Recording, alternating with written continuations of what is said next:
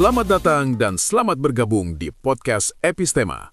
Ruang di mana kita tidak hanya mendengar, tetapi juga membaca ulang realitas, mengurai isu-isu sosial, hukum, dan demokrasi dengan lebih jernih dan reflektif.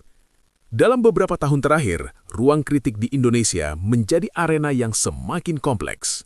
Kritik tidak lagi berdiri semata sebagai ekspresi kebebasan warga, tetapi seringkali berkelindan dengan narasi stabilitas, keamanan, hingga dugaan intervensi eksternal. Di titik inilah, penting untuk membaca ulang bagaimana sebenarnya posisi kritik dalam demokrasi kita hari ini. Kasus penyiraman air keras terhadap aktivis HAM menjadi penanda paling telanjang tentang rapuhnya perlindungan negara terhadap suara kritis. Peristiwa yang menimpa aktivis kontras ini tidak sekedar kekerasan terhadap individu, tetapi sinyal keras bahwa ruang aman bagi pembela hak asasi dapat runtuh ketika berhadapan dengan kekuasaan. Dalam pernyataannya, kanal YouTube Presiden Prabowo menjawab, beliau menegaskan bahwa peristiwa tersebut merupakan tindakan kriminal dan menyangkal adanya pembungkaman kebebasan sipil. Ia juga mengaitkan dinamika kritik dengan maraknya hoaks, fake news, serta konten di platform media online yang disebut sebagai fenomena global. Lebih jauh, ia menyampaikan bahwa sebagian kritik mengandung unsur provokasi, bahkan menyerupai false flag operation. Ia juga menyinggung bahwa sejumlah lembaga atau organisasi bersikap a priori atau memiliki kecenderungan tidak objektif terhadap pemerintah, serta membuka kemungkinan adanya dukungan dari luar negeri.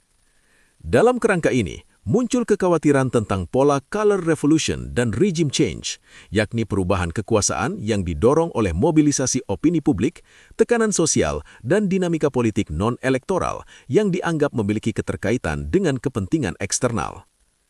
Dalam konteks tersebut, Prabowo Subianto juga menyampaikan bahwa ketidakpuasan terhadap pemerintah dapat disalurkan melalui aksi massa, namun harus tetap dalam batas yang tidak merusak stabilitas.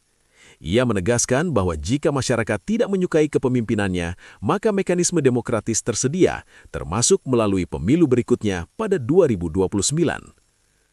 Namun di titik inilah, persoalan menjadi semakin kompleks. Ketika kritik dan aktivisme dibingkai dalam kerangka regime change, color revolution, dan keterlibatan asing, maka aktivitas warga yang sebelumnya merupakan bagian sah dari demokrasi berisiko dipersepsikan sebagai bagian dari agenda yang lebih besar dan mencurigakan. Aktivisme tidak lagi dibaca sebagai ekspresi pengalaman sosial, melainkan sebagai kemungkinan instrumen dari kepentingan di luar negara. Konstruksi semacam ini membawa dampak serius. Ia tidak secara langsung melarang kritik, tetapi menggeser cara kritik dipahami. Aktivis dapat dilihat bukan sebagai pembela kepentingan publik, melainkan sebagai aktor yang berpotensi membawa agenda tersembunyi. Dalam kondisi ini, delegitimasi tidak terjadi melalui pelarangan, tetapi melalui pembentukan persepsi. Disinilah apa yang disebut sebagai penyakit anti-kritik menemukan bentuknya yang lebih kompleks. Kritik tidak lagi ditolak secara terbuka, tetapi dibingkai ulang, dari suara warga menjadi provokasi, dari advokasi menjadi indikasi intervensi asing, dari pengalaman nyata menjadi bagian dari skenario politik yang lebih luas. Pengaburan ini membuat batas antara kritik yang sah dan ancaman menjadi semakin tidak jelas. Dalam perspektif Aristoteles, kekuasaan hanya sah jika diarahkan pada kebaikan bersama. Itu berarti negara berkewajiban menjaga ruang kritik sebagai bagian dari kepentingan publik. Ketika kritik justru dicurigai sebagai bagian dari agenda eksternal, maka fungsi etis kekuasaan mulai bergeser menjadi instrumen pengawasan dan kontrol. Pandangan Plato mengingatkan bahwa kebenaran tidak boleh ditentukan oleh kekuasaan semata. Ketika narasi besar tentang regime change dan keterlibatan asing digunakan untuk menjelaskan dinamika kritik domestik, ada risiko bahwa realitas konkret yang dialami masyarakat menjadi tereduksi. Dalam kondisi ini, doksa atau opini yang dibentuk berpotensi menggantikan episteme yang lahir dari pengalaman nyata. Demikian pula, Sokrates menegaskan bahwa kritik adalah fondasi kehidupan publik yang sehat.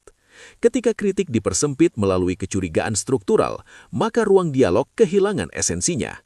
Pertanyaan tidak lagi menjadi sarana mencari kebenaran, tetapi dianggap sebagai bagian dari potensi ancaman.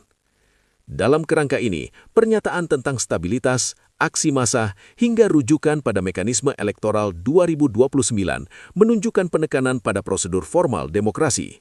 Namun, demokrasi tidak hanya hidup dalam prosedur, melainkan juga dalam kualitas kebebasan substantif, termasuk kebebasan untuk mengkritik tanpa dicurigai sebagai bagian dari skenario besar yang tidak selalu dapat dibuktikan.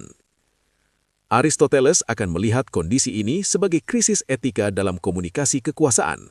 Ketika negara mengakui hak untuk tidak setuju, tetapi secara bersamaan membingkai kritik sebagai potensi ancaman eksternal, maka yang terbentuk adalah kontradiksi yang memperdalam jurang kepercayaan. Pada akhirnya, demokrasi diukur bukan dari sejauh mana negara mampu menjaga stabilitas atau menahan perubahan hingga siklus elektoral berikutnya, tetapi dari sejauh mana warga merasa aman untuk bersuara tanpa takut dicurigai, didelegitimasi, atau dikaitkan dengan agenda yang bukan miliknya. Jika konstruksi bahwa aktivisme adalah bagian dari regime change atau color revolution terus dibiarkan tanpa batas yang jelas, maka demokrasi akan tetap hidup secara prosedural, tetapi kehilangan substansi. Ia tidak runtuh secara tiba-tiba, tetapi terikis perlahan melalui normalisasi kecurigaan terhadap kritik dan pengaburan makna partisipasi publik. Sebaliknya, jika negara mampu membedakan secara tegas antara kritik yang sah, disinformasi, dan potensi ancaman nyata tanpa menggeneralisasi, maka demokrasi masih memiliki peluang untuk dipulihkan. Pada akhirnya, pertanyaan mendasarnya sederhana namun mendalam. Apakah kritik masih dipandang sebagai bagian dari demokrasi atau justru sebagai sesuatu yang harus dicurigai? Dan kemana arah demokrasi ini bergerak? Semoga perbincangan ini dapat menjadi bahan refleksi bahwa menjaga ruang kebebasan bukan hanya tanggung jawab negara, tetapi juga kita semua sebagai warga. Terima kasih telah mendengarkan dan tetap bersama kami di podcast Epistema. Sampai jumpa di episode berikutnya.